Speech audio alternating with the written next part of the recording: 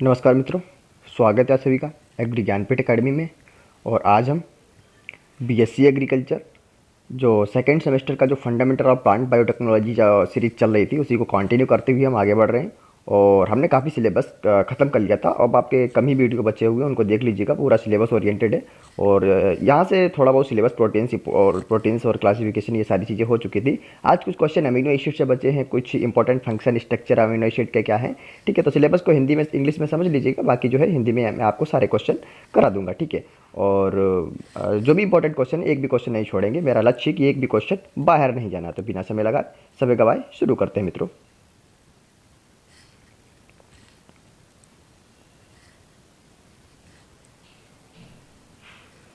तो पिछले लेक्चर में हमने क्वेश्चन नंबर 12 तक कर लिया था। क्वेश्चन नंबर 12 क्या था? एंजाइम का क्लासिफिकेशन। क्वेश्चन नंबर 12 था एंजाइम का क्लासिफिकेशन किस आधार पर किया जाता था। तो ये क्वेश्चन हो चुका था। तो आज हम 13 नंबर क्वेश्चन से शुरू करते हैं, जो भी आपके सिलेबस से संबंधित जो भी आपका बचा हुआ है सारा इस वीडियो में और आने वाले कुछ और वीडियो में खत्म करा दिया जाएगा। तो 13 नंबर क्वेश्चन क्या है? पेप्टाइड बंध का निर्माण किसके बीच होता है? पेप्टाइड बंध का निर्माण किसके बीच होता है? तो ऑप्शन नंबर ए अमीनो समूह और कार्बोक्सिल समूह के बीच, जो कार्बोक्सिल बॉन्ड होते हैं उन्हीं के बीच होता है। ठीक है, अगला क्वेश्चन है 14 नंबर, प्रोटीन का मुख्य कार्य क्या होता है? प्रोटीन का मुख्य कार्य क्या होता है? प्रोटीन का मुख्य कार्य ऑप्शन नंबर डी ऊपर सभी दिए गए कार्य हैं। यानी कौन कौन से कार्य? ऊर्जा का स्रोत भी, कोशिका की संरचना का निर्माण और हार्मोन के रूप में कार्य करता है। यानी ऑप्शन नंबर डी, ये तीनों कार्य होते हैं। अगला, एंजाइम की सक्रियता के लिए उपयुक्त पीएच क्या होता है? एंजाइम की सक्रियता के लिए उपयुक्त पीएच क्या होता है? तो एंजाइम के प्रकार के आधार पर विभिन्न होते हैं। ठीक है, अगला, निम्नलिखित में से कौन सा एक सामान्य एंजाइम को उत्तेजित करने वाला है? सामान्य एंजाइम को उत्तेजित करने वाला क्या है? तो ऑप्शन नंबर डी, जिंक भी है, पोटेशियम भी है, कैल्शियम, यानी सभी जो भी है सभी हैं। तो सभी ये करते हैं एंजाइम को उत्तेजित। अगला है 17 नंबर, एंजाइमों के द्वारा उत्पन्न उत्पाद क्या होते हैं? तो क्या होते हैं? ऑप्शन नंबर बी, कई उप उत्पाद होते हैं, जो बाई प्रोडक्ट बनते हैं, बाई प्रोडक्ट बनते हैं वही होते हैं। ठीक है, अगला क्वेश्चन बहुत बढ़िया। प्रोटीन की एरोमेटिक संरचना में क्या शामिल होता है? एरोमेटिक संरचना में क्या शामिल होता है? तो ऑप्शन नंबर सी के साथ जाएगा, यानी एक बेंजीन रिंग, एक बेंजीन रिंग, एक बेंजीन रिंग। ठीक है, अगला क्वेश्चन है 19 नंबर, निम्नलिखित में से कौन सा को एंजाइम का उदाहरण है? तो को एंजाइम का उदाहरण क्या है? Na D plus. देखो, जो आपके क्वेश्चन सिंपल से थे, जो आने के लिए बहुत ज़्यादा चांस थे, वो सारे आपके वीडियो में कवर करा दिए गए हैं। कुछ ऐसे ये क्वेश्चन मिल रहे हैं, ये क्वेश्चन आपको लगेगा कहाँ से आ गए हैं, लेकिन कोई भी क्वेश्चन मेरा वादा है छोड़ने वाला नहीं है। ठीक है, 20 नंबर क्वेश्चन है, प्रोटीन के संयोजन में किस प्रकार के बंधन मौजूद होते हैं? तो किस प्रकार के बंधन मौजूद होते हैं? तो ऑप्शन नंबर डी, सभी प्रकार के, ऑप्शन नंबर डी सभी उपयुक्त बंधन, यानी हाइड्रोजन बंधन भी, आयनिक बंधन और पेप्टाइड बंधन तीनों होते हैं। ठीक है, तीनों होते हैं। अगला, एंजाइम की प्रवृत्ति क्या है? एंजाइम की प्रवृत्ति कैसी होती है? एंजाइम की प्रवृत्ति क्या है? बताओ भाई। यह किसी विशिष्ट कार्य को बढ़ाता है। ठीक है, या किसी विशिष्ट कार्य को बढ़ाता है। अगला है, निम्नलिखित में से कौन सा अमीनो एसिड प्रोटीन संरचना महत्वपूर्ण भूमिका निभाता है? तो उपयुक्त सभी। ये सिर्फ एक क्वेश्चन नहीं है, 3 क्वेश्चन है। तो ग्लाइसिन, ल्यूसीन, आर्जिनिन। ठीक है, आर्जिनिन। अगला क्वेश्चन, प्रोटीन में सल्फाइड ब्रिज के निर्माण के दौरान किस अमीनो एसिड का उपयोग होता है? किस अमीनो एसिड का उपयोग होता है? तो ऑप्शन नंबर ए के साथ जाएगा, यानी सिस्टीन के साथ होता है। अगला क्वेश्चन नंबर 24, किसे एंजाइम के सक्रिय स्थल के रूप में जाना जाता है? किसे एंजाइम के सक्रिय स्थल के रूप में जाना जाता है? किसे एंजाइम के, इस क्वेश्चन का आंसर नहीं दिया हुआ है। ठीक है, और इसको मैं बाद में करा दूंगा। अगला क्वेश्चन 25, प्रोटीन की संरचना में कौन सा बंधन सबसे मजबूत होता है? तो सल्फाइड बंधन, सी नंबर, सल्फाइड बंधन, सी नंबर, सल्फाइड बंधन। अगला क्वेश्चन 26, किस प्रकार के एंजाइमों को ट्रांसफरेस कहा जाता है? ट्रांसफरेस कहा जाता है किस प्रकार के एंजाइमों को? तो ऑप्शन नंबर बी क्या है? बे एंजाइम। ऑप्शन नंबर बी है बे एंजाइम, जो रासायनिक समूह के एक से दूसरे अणु में स्थानांतरित यानी ट्रांसफर होते हैं। ठीक है, अगला क्वेश्चन 27, किस पद्धति का उपयोग एंजाइम की गतिविधि मापने के लिए किया जाता है? एंजाइम की गतिविधि मापने के लिए किसका प्रयोग किया जाता है? तो सबस्ट्रेट का उपभोग मापना, सबस्ट्रेट का उपभोग मापना। ऐसे क्वेश्चन है, कोई भी क्वेश्चन नहीं छूटेगा भाई।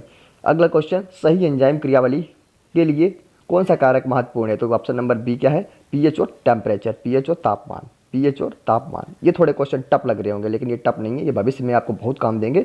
और ये एग्जाम में आपको ये नहीं लगेगा ये क्वेश्चन, कैसा भी क्वेश्चन आ जाए मेरे वीडियो देखने के बाद में, मॉडरेट पेपर आ जाए, सिंपल आ जाए, कठिन आ जाए, हार्ड आ जाए, कैसा भी आ जाए, कोई भी क्वेश्चन छूटेगा नहीं। ठीक है, केवल आप देखते चलिएगा। ठीक है, इस तरीके से मैं आपको तैयार कर दूंगा। एंजाइम के संयोजन में एक, हाँ ध्यान रखना है, हर वीडियो पे एक मास्टर वीडियो आएगी। जो लोग नहीं वीडियो देख पा रहे हैं सारे वीडियो, उनके लिए वो वीडियो बहुत रामबाण होगी, उसको देख लें। सारे सरल वीडियो होंगे, सरल तरीके से बताया गया होगा, 1 घंटे की बनेगी बहुत ज़्यादा, और उसी के देख के पी के चले जाएँ। ठीक है, इतना तो आप कर ही लेंगे। अगर आप बैक से काफ़ी दिन से परेशान हैं, डर है, तो उससे बैक का कोई डर ही नहीं लगेगा, बल्कि आपके काफ़ी ज़्यादा क्वेश्चन सही होने के हम लोग टारगेट रखते हैं। क्वेश्चन नंबर 29 क्या है? एंजाइम के संयोजन में 29 नंबर, एंजाइम के संयोजन में एक विनियमन प्रणाली किसे कहा जाता है? तो बी ऑप्शन, प्रतिस्पर्धात्मक अवरोध को। प्रतिस्पर्धात्मक अवरोध को, थोड़ा हिंदी टर्म कठिन होते हैं। 30 नंबर, एंजाइम सबस्ट्रेट जटिलता के सिद्धांत के अनुसार एंजाइम किस रूप में कार्य करता है? तो ऑप्शन नंबर सी के साथ जाएगा। यह रासायनिक संरचना में परिवर्तन लाता है ताकि प्रतिक्रियाओं को प्रेरित कर सके। अगला है, एंजाइमों की क्रियावली में प्रभावित स्थान का क्या मतलब होता है? तो option number A, option number A, वह स्थान जहां एंजाइम और सबस्ट्रेट एक साथ आते हैं। थोड़ा बायोटेक्नोलॉजी सब्जेक्ट कठिन ही होता है, ठीक है। अगला क्वेश्चन, किस प्रकार के बंधन प्रोटीन के तृतीयक संरचना को स्थिर करते हैं? तो उपयुक्त सभी, उपयुक्त सभी, काफ़ी क्वेश्चन उपयुक्त सभी वाले आ रहे हैं। हाइड्रोजन बंध, बॉन्ड डेर बाल्स बल और हाइड्रोफोबिक इंटरेक्शन, ये आपको डायरेक्ट टर्म देखने को मिलेंगे पेपर में, देखना। ये कोई बताता भी नहीं है, ठीक है। बताएगा कहाँ, बताएगा क्यों? क्योंकि मिलते ही नहीं है कंटेंट, कंटेंट ही ढूंढना और रिसर्च करना मेरा काम है। अगला क्वेश्चन 33, प्रोटीन की संरचना का असंतुलन किसे प्रभावित करता है? तो ऑप्शन नंबर सी के साथ जाएगा। सी क्या है? जीवन के लिए विशिष्ट, जीवन के लिए आवश्यक कार्यों की निष्क्रियता। अगला क्वेश्चन, प्रोटीन के तृतीयक संरचना के स्तर में निम्नलिखित में से क्या होता है?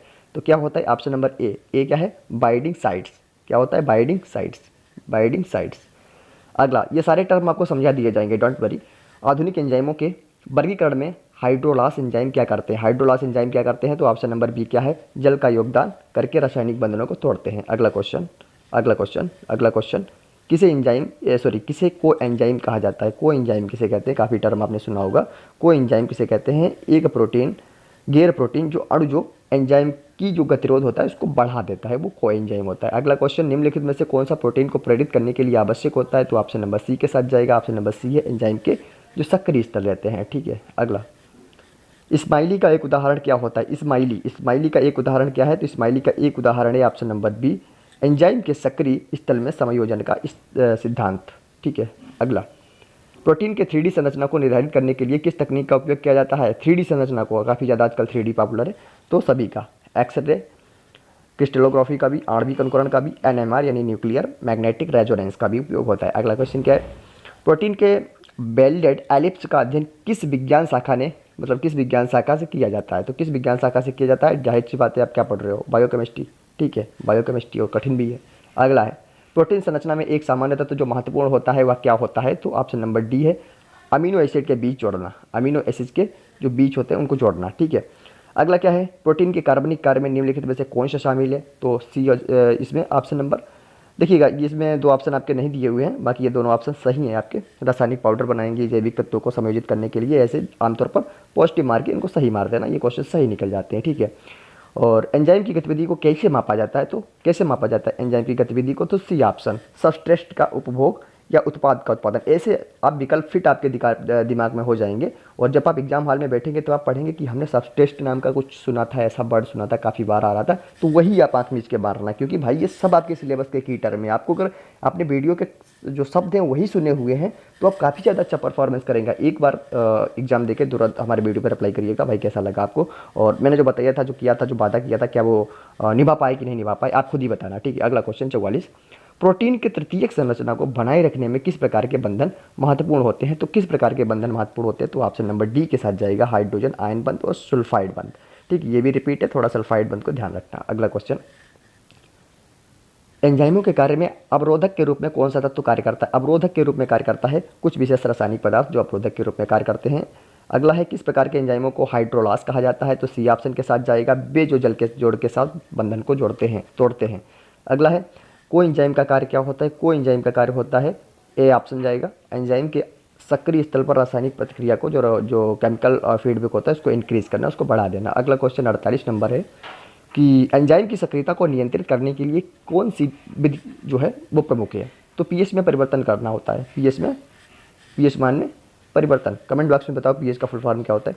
प्रोटीन की क्वार्टनरी संरचना में कौन सा तत्व शामिल होता है? तो एक से अधिक पॉलीपेप्टाइड चेन का संयोजन, एक से अधिक पॉलीपेप्टाइड चेन का संयोजन। अगला क्वेश्चन, एंजाइम की क्रियावली को किस सिद्धांत से समझा जा सकता है? किस सिद्धांत से समझा जा सकता है? डी नंबर क्या है? ए और बी दोनों, सक्रिय स्थल और समायोजन सिद्धांत, दोनों सिद्धांत सही हैं। अगला क्वेश्चन 51, प्रोटीन का प्राथमिक संरचना किसे कहा जाता है? तो अमीनो एसिड की अनुक्रमणिका को। अनुक्रमणिका को।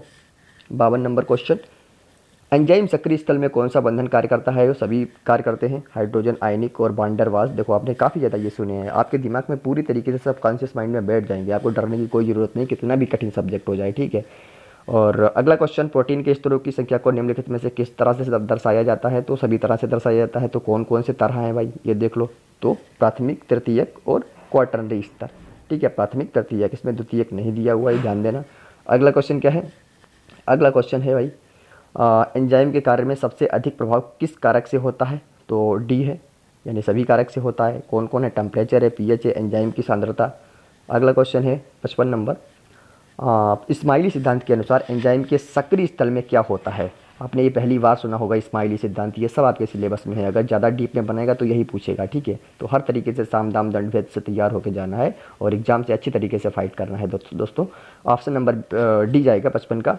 तो इसका ऑप्शन नंबर डी क्या है? या दोनों उपयुक्त और असमय प्रतिक्रियाओं का संभालता है, ठीक है। अगला है, प्रोटीन के जोड़ों में कौन सा महत्वपूर्ण बंधन पाया जाता है? तो ये तो सभी को पता होगा लगभग, हाइड्रोजन बंध। अगर केमिस्ट्री पढ़ी होगी तो हाइड्रोजन बंध ही मैक्सिमम होता है, मैक्सिमम हाइड्रोजन बंध, ठीक है। हाइड्रोजन बंध, कोई भी अगर ऑप्शन ऐसा आ जाए जिसमें हाइड्रोजन बंध दिया हो, लगभग वो आंसर सही होगा। ये ट्रिक क्या है? ये ट्रिक खासकर छोटे एग्जाम के लिए है।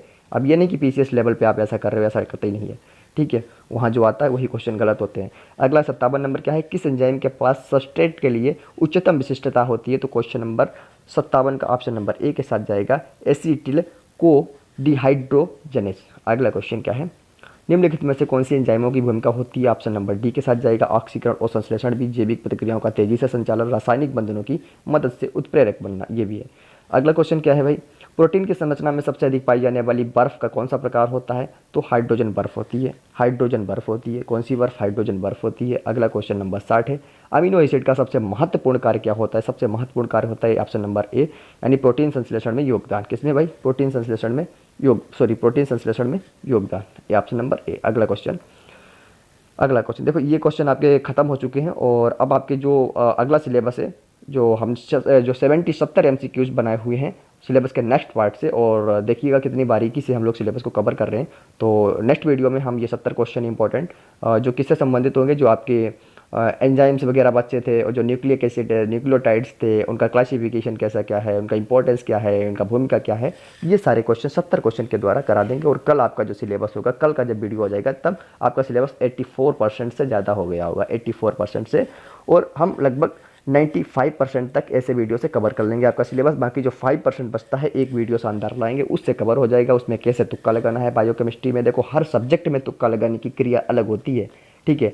अब तुक्का भी वही लगाएगा जिसने कुछ पढ़ा होगा, जिसके दिमाग में कुछ ये चलती होगी। अब ऐसे नहीं, खाली पेट दिमाग की बत्ती नहीं जलती है मित्रों।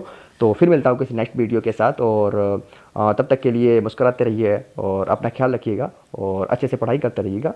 Take care, bye bye.